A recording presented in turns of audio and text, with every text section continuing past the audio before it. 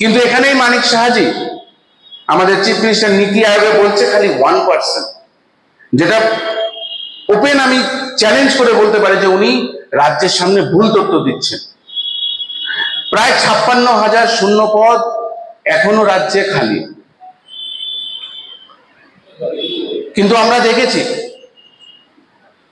যে ভারতীয় জনতা পার্টির এই রাজ্যের নেতা মন্ত্রীরা মঞ্চে গিয়ে কেউ বলছেন যে বিগত 7 বছরে 14,000 চাকরি হয়েছে, কেউ বলছে 16,000 চাকরি হয়েছে, কেউ বলছে 20,000 চাকরি হয়েছে।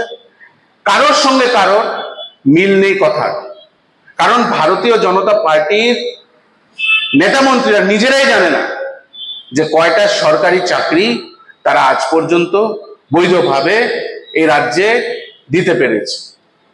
কিন্তু তারা প্রতিশ্রুতি দিয়েছিল যে প্রত্যেক বছর রাজ্যে 50,000 চাকরি তারা দেবে, কিন্তু তারা ব্যর্থ।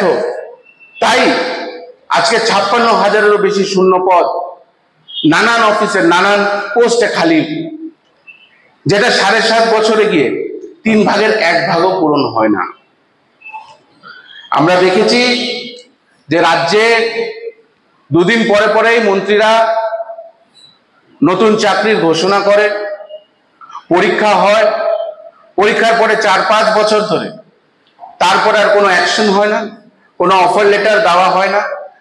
এবং এরা প্রচন্ড লজ্জা, এবং প্রত্যক্ষভাবে সবাই জানে যে রাজনৈতিক দলের থেকে বেশি চিফ মিনিস্টারের বাড়ির সামনে যুবক যুবতীরা বেশি প্রদর্শন করছে।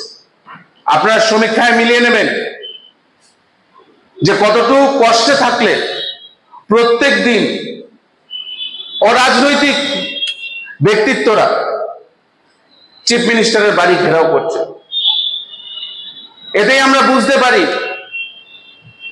যে সুশাসনের নামে যে কি শাসন চলছে এই রাজ্যে।